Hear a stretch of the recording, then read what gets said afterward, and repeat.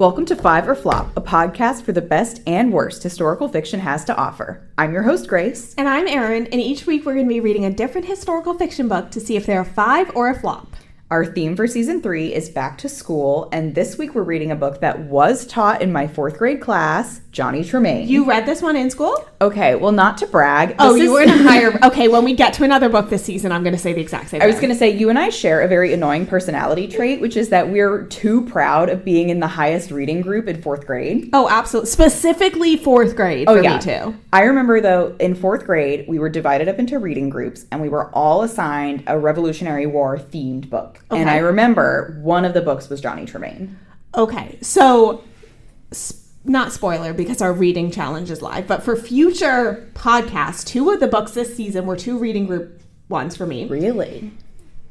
In addition to A Land Remembered. I read A Land Remembered and Fever 1793 in the same reading group. Fever 1793 being taught in school, like I have never heard anyone say that before. I read it. And then also in the Dear America, The Irish Mill Girl, I was mad because that was in the... Not the stupid reading group. That was in the lowest level. I think it was the... But it was like it was the red group. But you were like, I want to read that. Yeah, I'm like, I've already read this. I want to read it again. So, yes, I didn't... Do you know what you read instead of Johnny Tremain? I did, and I don't remember anything about it except... I think it's also pretty famous. I don't remember the author, but it was a book called My Brother Sam is Dead. Oh. And it was... That was the title, and also it was the last line of the book. So Sam was alive the whole book, but you knew it was coming. You knew he was going to get knocked. Yeah, and I think it was to demonstrate, like it's like how you knew Hamnet was going to die the entire book. Exactly. Except I didn't know that because you didn't read the back. No, but I think it's to demonstrate, the cost of freedom and all of that. Yeah, I get it. Could I tell you anything about the plot? Absolutely not. No, but that's what I read. Yeah, this one I don't remember being read in school. Mm-hmm. But okay, we can't get too into it. First, we have to chit-chat, and then we can get into the book. We need to, we need our yapping time. Yeah. We both had a little bit of travel this week. We did. Where did you go? Somewhere more fun than me. I went to Charlottesville to the UVA football game, and we did not win. With famous pod number 1 fan, Grace's mom. Exactly. She has told me before, she was like, I'm not that excited about the children's season because I don't care about that much. Listen. And I was like, okay, well, you don't have to listen to it. And she's like, of course I do. I'm your mother. So thanks, Mom, for giving us the listens. That's better than my mom, who was several episodes behind. Well, catch up Erin's mom. But yeah, we did not win the football game, which was very sad. Did you have a hot dog there? We had pizza instead. Oh, okay. Equally good. Mm-hmm. And actually, it was very cute because we were surrounded by children who were between the ages of, I would say, 6 and 10. So maybe they read Johnny Tremain. I should have asked them, but their parents brought them, and they were extremely excited. Oh, I'm sure. So, during the halftime show, when the baton twirlers come out, and they do their normal baton twirling, and then they twirl batons that are on fire... The little girls loved that. I would have loved that. I was right there with them, yeah. So it was a great time until we started doing really bad. Well, I wish I was there because I was in Malvern, Pennsylvania for the past 2 days. So... Beautiful Malvern? My company has 2 offices here in the U.S. One in Reston, Virginia, which I have to drive to once a week and sit in so much traffic. And also Malvern, Pennsylvania, which is kind of like an office park town, I want to say. Reston is also kind of an office park town. But for tech companies. Yeah. Specifically. This is more like what you traditionally... Normal companies. Malvern is about as far from Philly as Reston is from D.C. My company loves having offices inconveniently distanced from big cities. Fun. So I had to go up to Malvern. Me and my employee were going to shoot a video because they want us to make videos about trying to entice people back to office. And they're like, what's your favorite part of being in office? And everyone's like, sometimes we get free lunch. So it's going to be 2 minutes of that. But so we had to go up. So we were in Malvern for 2 days. It was a long drive. I did it in the stick shift. I didn't cry once. Wait, you drove to Malvern? I did drive to Malvern. It was very impressive. That's insane. I listened to an audiobook in the car, which I'll be talking about on next week's episode because I haven't quite finished listening to it yet. But I had some very exciting conversations with my employee about books while I was there. And before I say this, I don't pass judgment on anyone. Not everyone is a reader. Some people don't like it. It's like I don't like some people's hobbies. It's whatever.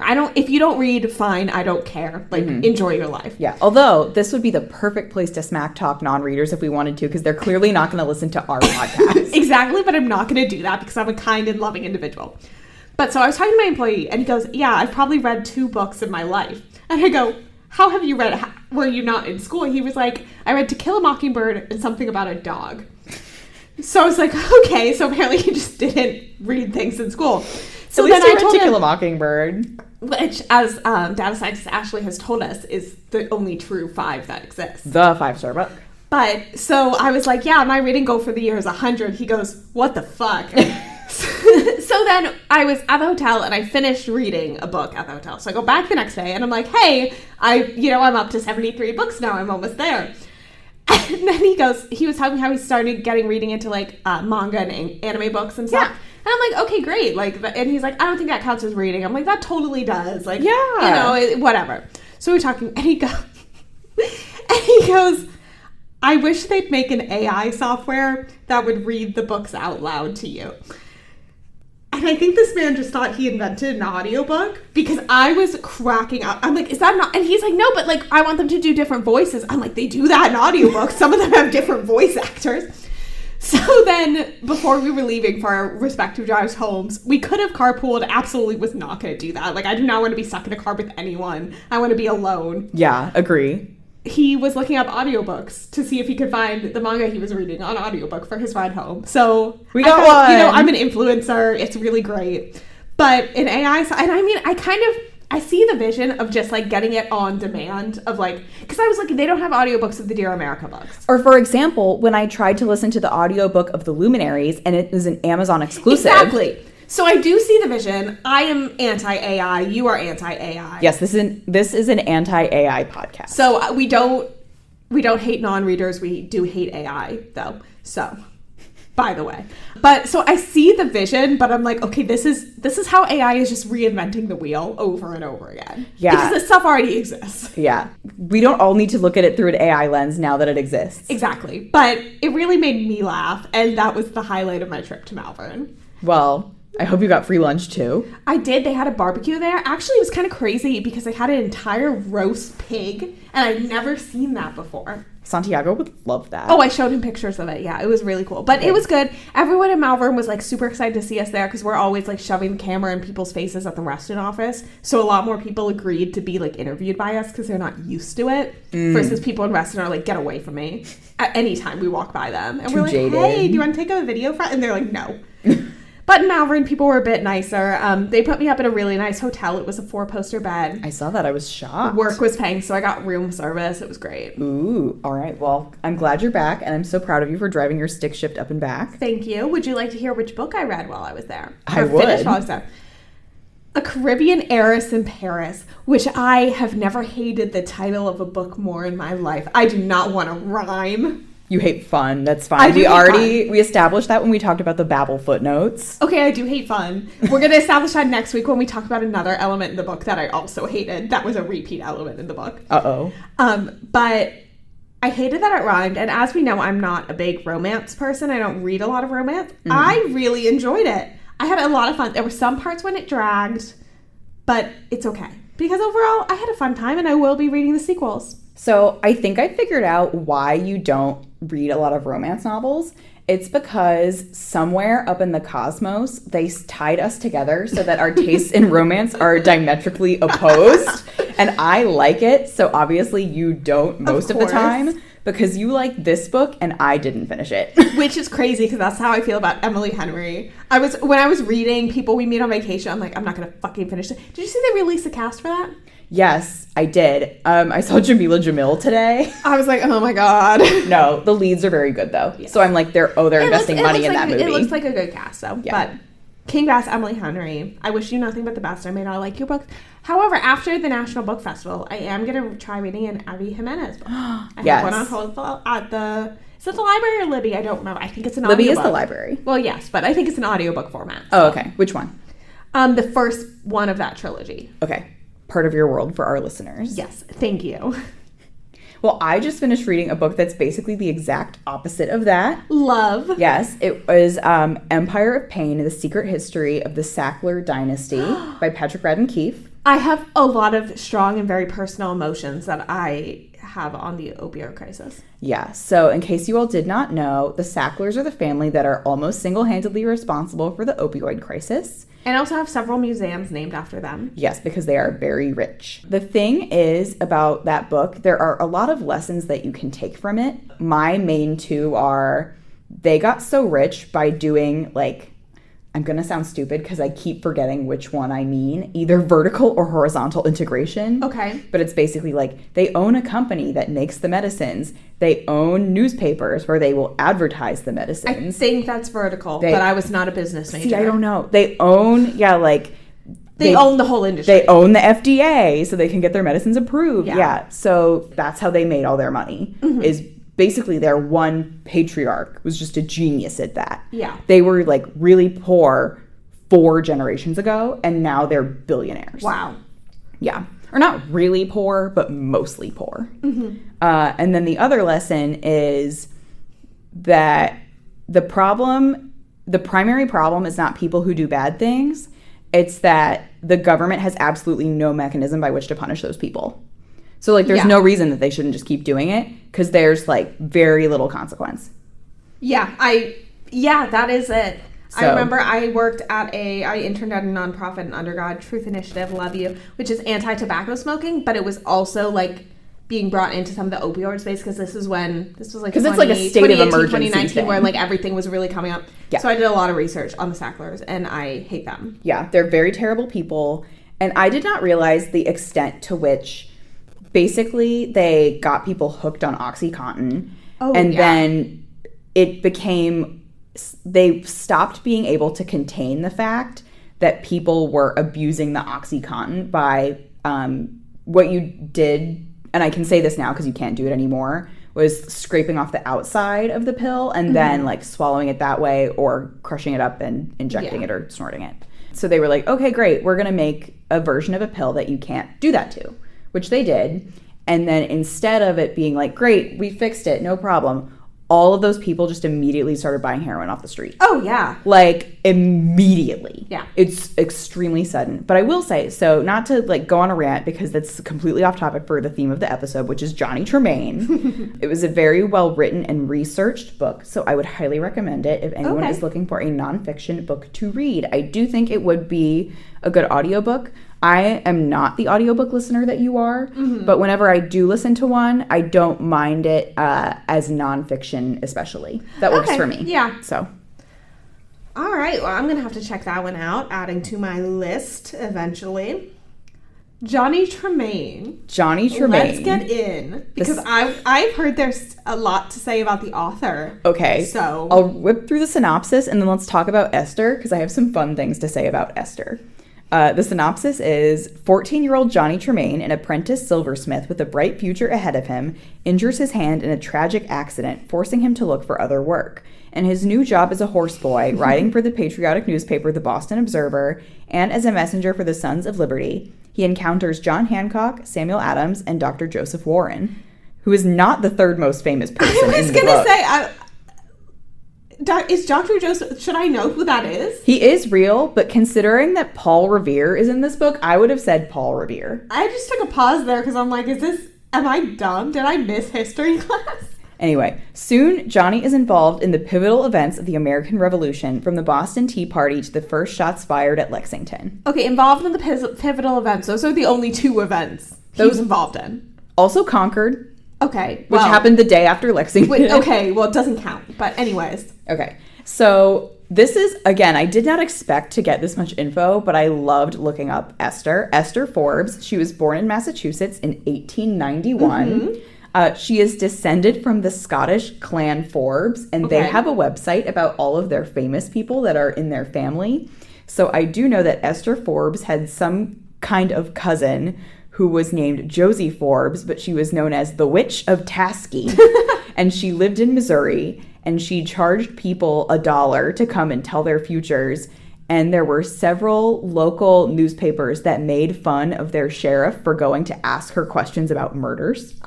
So that's very fun to me. Wow, I want a book about that. I know, The Witch of Taskey. But back to Esther, she studied at the University of Wisconsin. I don't think she graduated. There was not record of that I could find. But she worked at the Wisconsin Literary Magazine, and then she later joined the editorial department at Houghton Mifflin, the publisher. So she was always clearly very steeped in books. She stopped working at Houghton Mifflin when she got married, but the same year that she got married, she published her first book, which was an adult book called O Genteel Lady, and it was the second ever book of the month. When did Book of the Month start? This was in the late 20s. Oh, okay. Yeah. So, and for modern Book of the Month readers, now they have a method by which you subscribe and then they offer you choices and you pick which book you want. But back then, you just subscribed to Book of the Month. That's what I thought. And they sent you a book. Yeah. Okay. More like an Oprah's book club type thing. The website of Clan Forbes says that she divorced her husband in 1933 because he did not like her career. Holy shit. I could not corroborate that anywhere else, but I wanted to throw it in here just in case it's true, because clearly Esther is very dedicated to her career. Forbes was her maiden name, not her married name. I believe she kept her married name, but she wrote under her that makes sense. So she wrote several fiction books. Basically, all of her fiction is also set during this revolutionary time period. But then in 1943, she wrote a biography of Paul Revere called Paul Revere and the World He Lived In, and she won the Pulitzer Prize. Oh my God. Yeah. And then that same year... This is insane. The year she won the Pulitzer Prize for writing her biography of Paul Revere, she published Johnny Tremain, which is her only book for children that she ever wrote.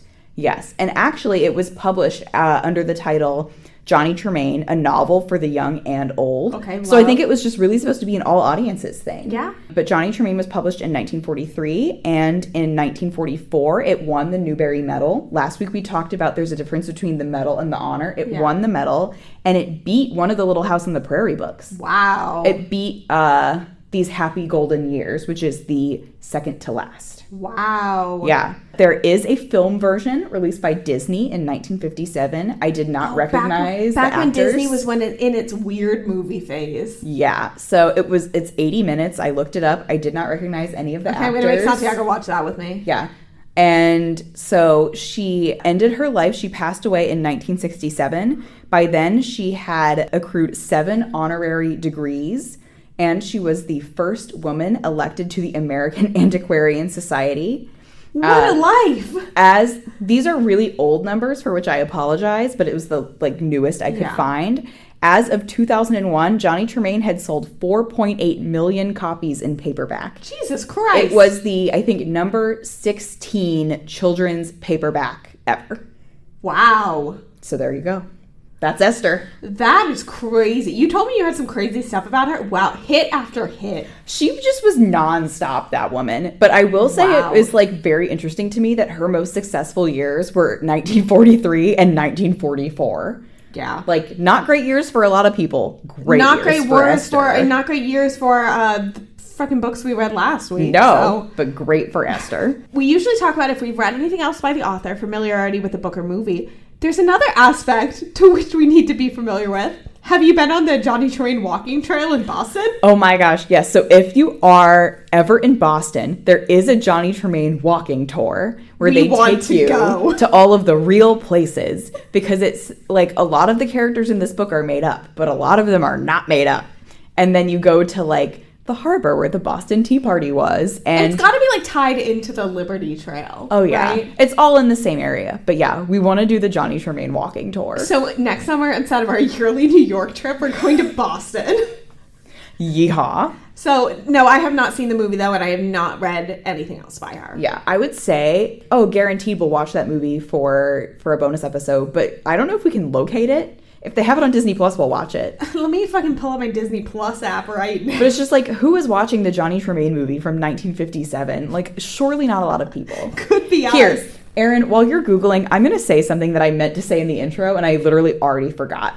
So recently, the Emmys happened, and Shogun, the show, swept the Emmys. They did a great job.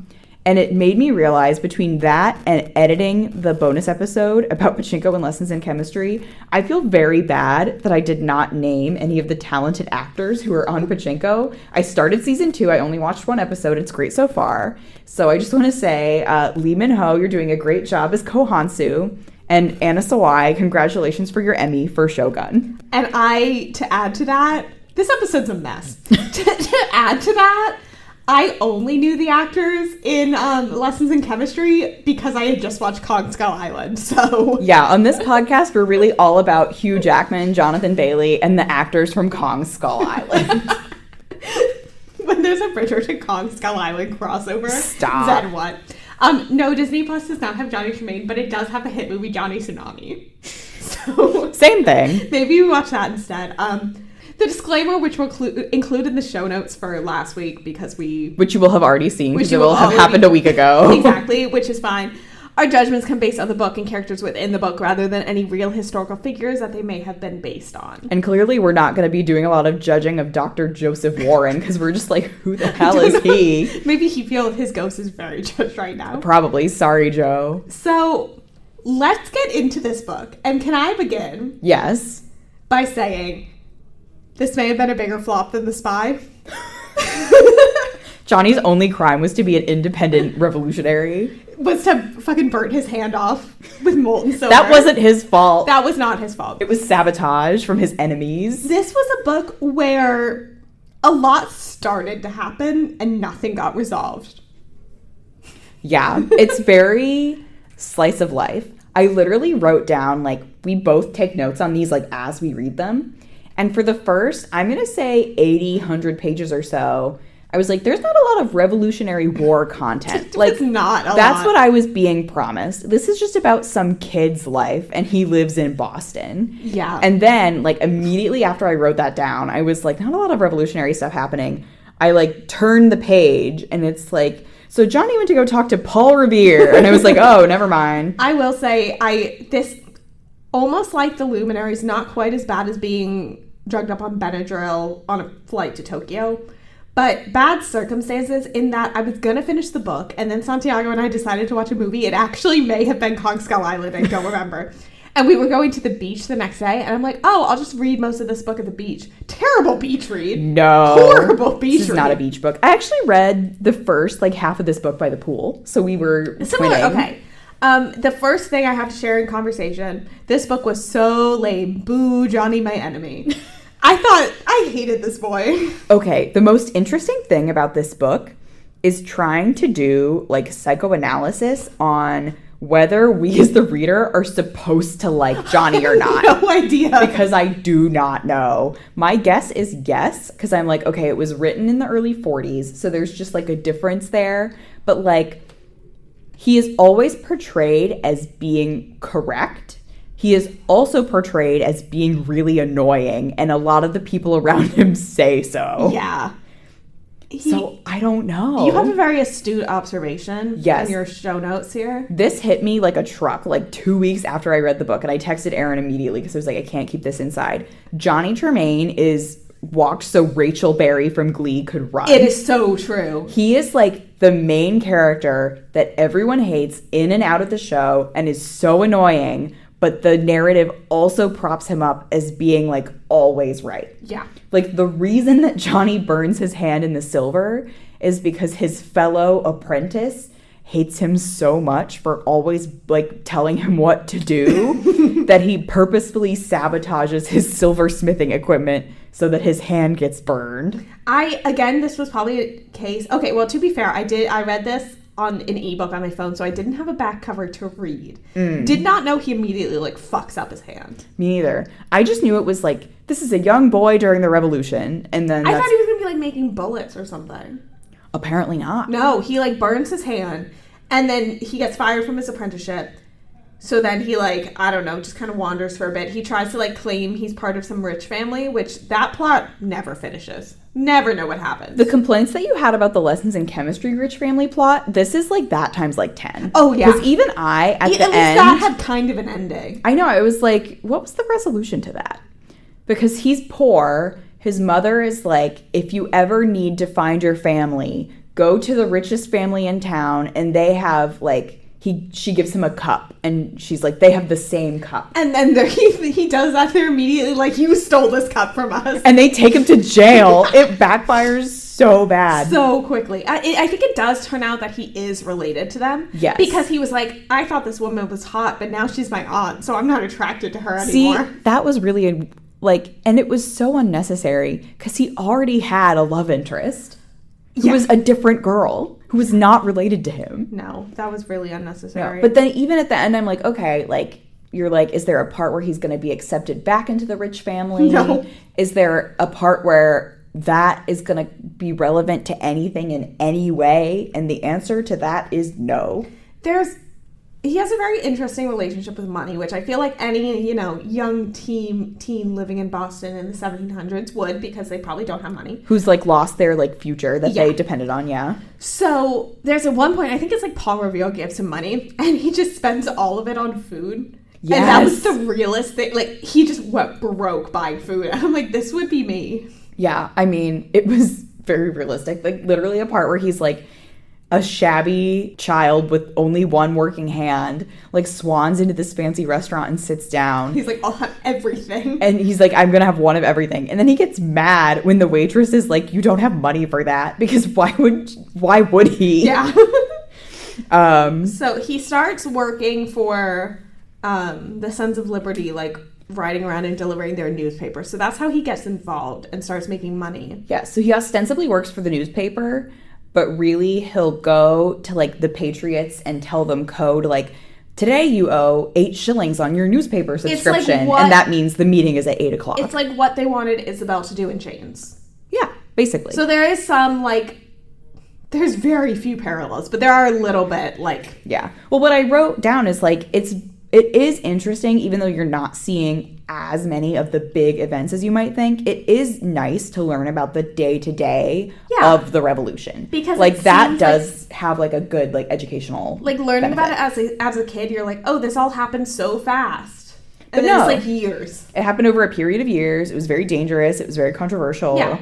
And you do get that impression. So I do enjoy that. And what I like about books that kind of approach history in this slice of life is just that these really famous historical figures are just like some guy in the background. Like he's just delivering newspaper for these people. I enjoyed that about the Song of Achilles too. Yeah. Obviously the main characters in that were famous figures, but like Odysseus was a supporting character that you met like a third or 2/3 of the way in. I like that type of stuff. So I did enjoy that. Yeah. So we saw Paul Revere, we saw John Hancock. That was funny because he was portrayed as being like kind of a douche. So I don't know if Esther really thought that because she had done all the research, or if she was just like, I just need one of these characters to be kind of a douche, so I'm going to pick John Hancock.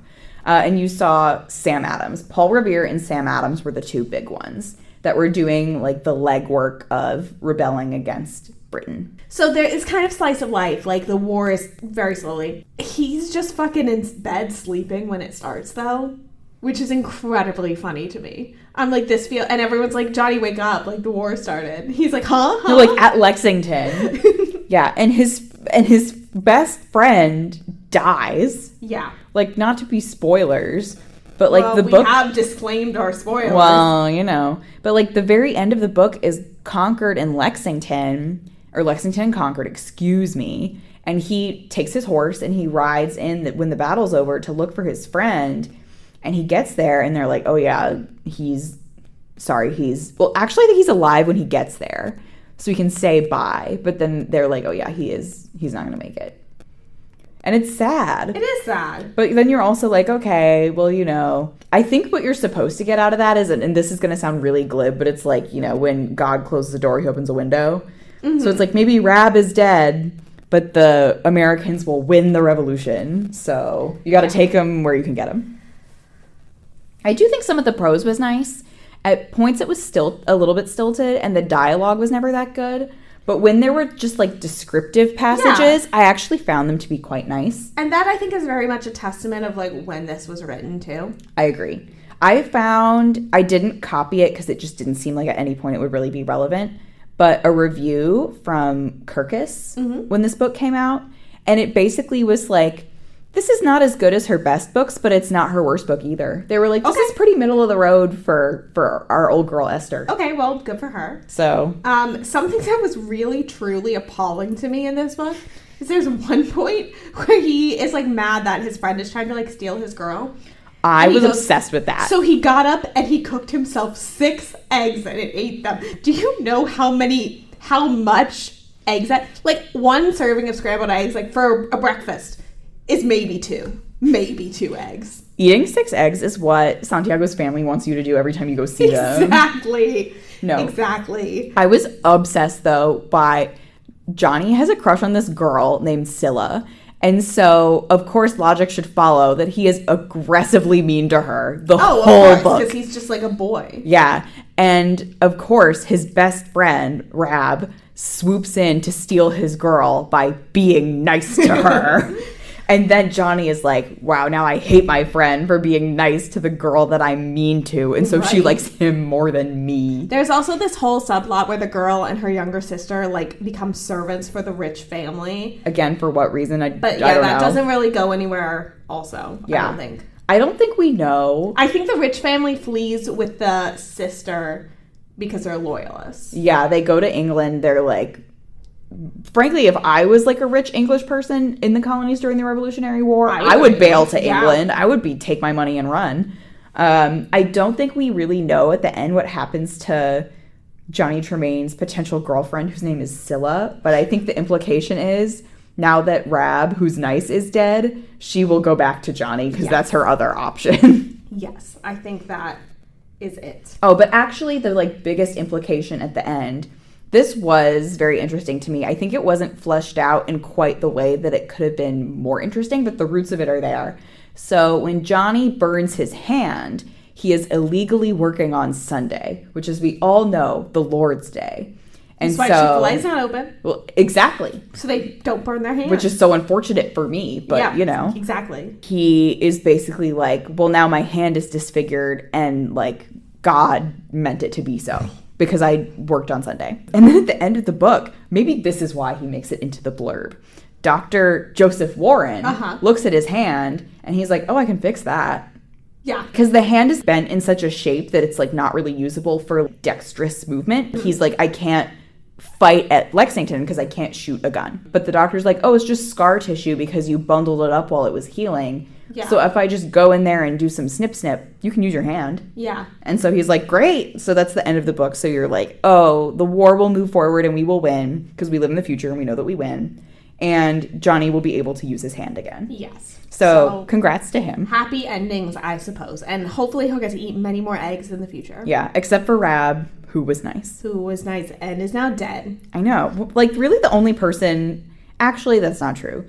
Rab also had an aunt who was very nice. Yeah, she was great. But a lot of the people in the book were mean or pushovers, so you didn't like them even if they were nice. Yeah, a lot... Like I said, a lot started to happen and just simply did not get resolved. Yeah. Because, and I like that in a book sometimes, because it's like, oh, I don't mind like a snapshot, where if that's the intention. I do think it is frustrating in a children's book. I think children like and need a beginning, middle, and end. But maybe, like, we talk a lot about like vignettes where like, oh my God, I remember so vividly reading the part in Number the Stars where the Star of David was pressed into her hand. I don't think I remember anything from that. We remember pieces. Like, I think a lot of times children are like, I do think children deserve like well-rounded and well-crafted stories. Yes. But I think they also at times are happy to just be like, Johnny rode a horse fast and shot a gun and it was really awesome. Yeah, like exactly. They, you know, I think at some point, like, enough is enough. Should we go into the history section? Yes. And then once we do the history section, I want to, and I guess this fits with the star calculator, if we could talk briefly about how this stacks up next to Chains. Yes. And I think that's better for after the history, though. So. Okay. Well, I went in pretty narrow focus on this just to touch on the events that the book touched on and not on the war as a whole. So, like we said, the main events of the book are the battles at Lexington and Concord, There were not really a lot of details of those that were wrong, so I kind of skipped that. It was just like, these battles happened. Yeah. Like, we all know that they did. But we have a little bit more info on the Boston Tea Party because Johnny is portrayed as being a participant in the Boston Tea Party. Mm-hmm. So, and actually, I knew vaguely why it was happening in relation to, like, tax law. Yeah. But this book actually did give me detail that I did not have previously. Yeah, they did a good job. Yeah, so I don't think it's necessarily, like, every American should know this. Like, it should be on the citizenship test. But I do enjoy knowing it, so I'm glad it was there. So 3 ships came from the East India Company with tea owned by the East India Company. Mm-hmm. And the law had been passed that the tax on the tea, was not to be paid by the company, but it was to be paid by the American colonists when it arrived. Mm-hmm. And obviously, the whole issue is taxation without representation. They had no say in this. So they were like, that tea is not getting off the fucking boat. Yeah. Like, that tea is staying on the boat because we are not going to pay for it. The rule was that once the boat docked on November 28th, they had about 3 weeks to take the tea off before it could legally be seized by the government. And of course, the government is loyalist, is Tory. So the Patriots, the Sons of Liberty, don't want that to happen because it means the tea comes off the boat and it makes land. Yeah. And they're determined not to let the tea land. Mm-hmm. So what they try to do is lobby to get them to turn the ships around and go back to England. Yeah. It becomes quickly apparent that's not going to happen. So December 17th is when the tea is set to be seized by the government and taken off of the ship. So on the night of December 16th is the Boston Tea Party. Mm-hmm. So that's why they sneak onto the boats and dump the tea into the water. So they also, this is something that I have always wondered. Okay. That the Sons of Liberty, when they snuck onto the boat, they dressed up, quote unquote, like Indians. Yeah. Which is true, and we see Johnny doing that. And I'm like, why? Why Indians? And apparently they're not partially trying to obscure their identities. That's what I was always told it was. But not really in a way that people will legitimately think that they're Indians. It's just so that, like, you have something on your face, you have something on your head. Like you wear a mask, like a ski mask. But apparently it's also, like, them symbolically claiming American identity. We are not British. We are American. Okay. Yeah. So there's that. I mean, I'm sure, like, I think also at the time, did not think that their costumes were, like, accurate depictions. They were very much makeshift, not actual native garb. But, that's why. This is one thing. This gave me such a runaround. It was a pain in my ass. Yeah. For whatever reason. Like, this book uses people's real names, all of that. But in the book, Johnny works at the Boston Observer. Okay. It was called the Boston Gazette in real life. So why is that changed? What's the reason for the change? I don't know. But it's the Boston Gazette in real life. And the Sons of Liberty did write articles for it. Paul Revere designed the drawing on the masthead and also the really famous engraving of the Boston Massacre. That was Paul Revere's design, and it was printed in the Gazette. Sam Adams wrote a lot of the articles, so did all the other people whose names were not famous enough for me to write down here, including Dr. Joseph Warren. And then they also did meet at the headquarters to plan a lot of their revolutionary activities. This was funny to me. Eventually, the Boston Gazette was discontinued and lost popularity because people started disagreeing with it so much because they opposed both George Washington's presidency and the Constitution. Crazy things. What a turnaround, right? Yeah. Like, there are very few things that most Americans think are, like, universally good, and those might be two of the things that have the closest to the high approval rating. I don't know. Yeah. So that is very funny that the Gazette just, like, 180'd like that. So, transitioning a bit before we get to the star calculator. Let's talk about chains. You had mentioned before that you read this. You didn't read because you were too smart. But other reading groups in your class read this as an option. So as recently as me being in 4th grade, this was still being taught. So what are your thoughts on this being read in school versus chains? Because remember, I had pulled up an article that had recommended that chains replace Johnny Tremain in schools. It's very interesting from a historical perspective because Like, I think if you had that same reading group model, say, you're picking multiple books to assign. Yes. I think from a historical perspective, you're going to get a roughly equivalent amount of information from each one. I think so. You might get a little bit more from Chains, and it's going to be slightly different information. It's also setting was different. The setting is different, you're right. But both of it is kind of that snapshot in Johnny Tremain, because that's the intention, in Chains because it's the first of a trilogy. Yes. I think that Johnny Tremain can't hold up to Chains in terms of writing. And then I think also you have to think about the importance of perspective. Yes. Because Johnny Tremain is not first of all, you're like, it's a white versus black thing. Yeah. Like, let's just say what it is. But also Johnny Tremain is not, the issues of the revolution do not really apply to his day-to-day life. No. He kind of chooses to take up the cause of the revolution. The stakes are not He doesn't as high. have to. Yeah. That is not the case for Isabel in Chains. And then there's just the point that I think Chains is better written. Yeah.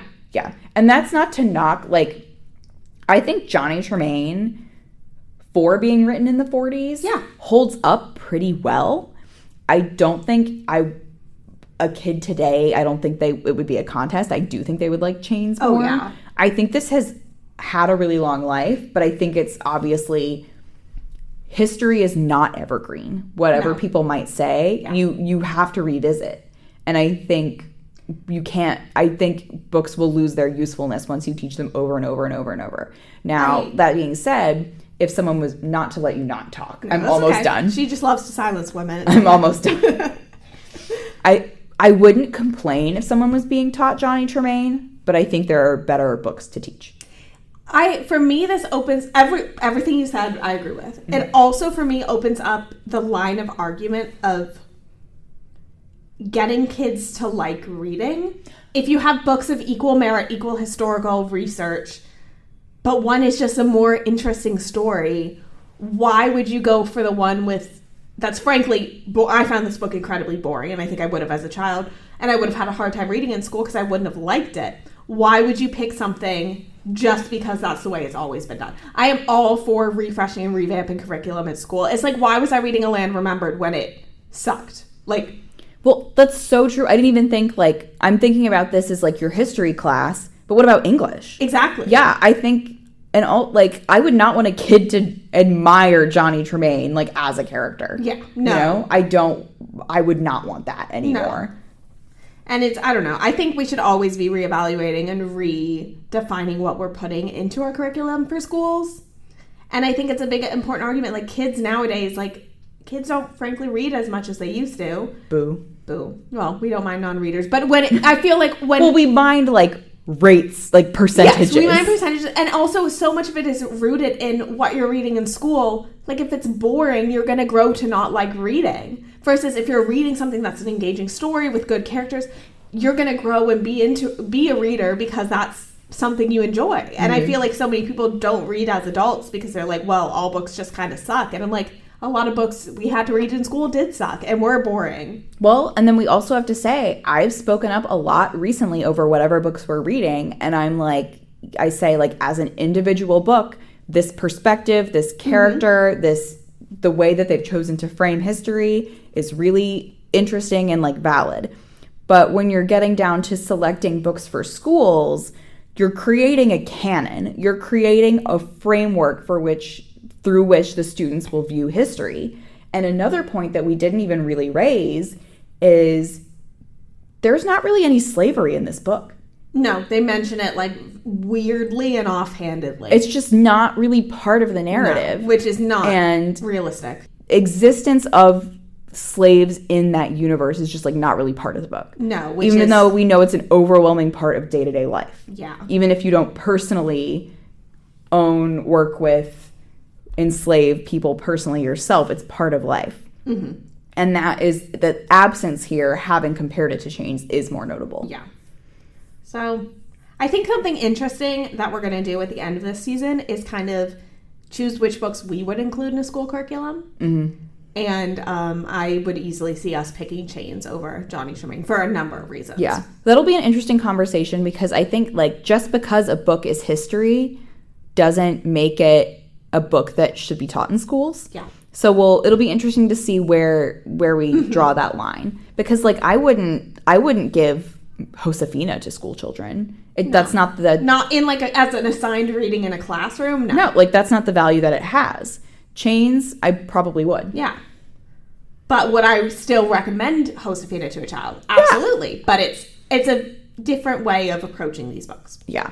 But let's get into the star calculator. Our categories for this season, which I just made a change based on a point I hadn't factored into my decision before.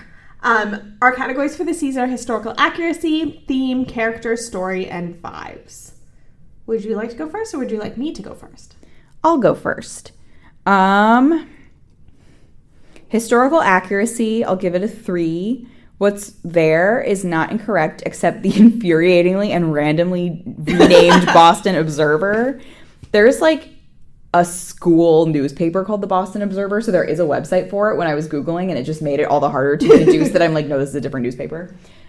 Theme, 2. Because there was not really a theme throughout other than the Revolutionary War is good, which of course it is, because we live in America. So Americans, so of course it's good. So I'm glad that it happened. But I kind of knew that already. And to your point, children would also know that before going in. Yes. Unless they were British children. Yes. Characters, 2. They were all really annoying. I liked Rab because he was nice, but really his only personality trait was nice. So that's not a lot to go on either. Story, 3. Fine. Stuff happened. Whatever. Stuff happened. Vibes, 3 for the same reason. So that's a 2.6. I think I gave this a 3 on Story Graph. At the end, I kind of felt like not super dissimilar than I did to All the Light We Cannot See, where I was just kind of like, yeah, it's a book. Well, I was not as nice. Historical accuracy, I had originally put 3. I wound up changing it to 2 because of what we had talked about, how slaves were just, like, omitted. Yeah. And it was, for reading this as a children's book, as a history book, I kind of want to, like, learn something. I feel like I didn't learn a lot about the Revolutionary War. No, like, not I really. felt like it was, like, fine. I don't think anything was really wrong, but I think it could have been more. Theme, I agree with you on a 2. I don't think there was anything, like, super forward or anything, but, patriotism. Characters, a 1 because I hated them, and Johnny ate way too many eggs. The story, I gave it a 1 because it felt like everything started to happen and nothing finished. And that really bothered me because I'm like, okay, where are we going with this? Something's happening. And then I'm like, oh, nothing happened. Esther Forbes needed to see that diagram that they give to children that says inciting incident, rising action, climax, falling action, oh my God. Resolution. Yeah, that killed me. I had a really hard time. And with the book we're reading next week, I have a similar but slightly different complaint. Vibes, I gave it a 1 because I really hated every second of this book. There was really nothing redeeming for me. Johnny Tremain, I'm so sorry to you that Aaron took you to the beach. I'm so sorry that I wasn't your mother. Exactly. So that's a 1.4. I gave this a 1.5. So that is very firmly flop. I think the only things that have beat it are The Spy and Love in the Time of Cholera, which let me check what I gave The Spy right now. Who was that by? Paulo Coelho. Oh, yeah.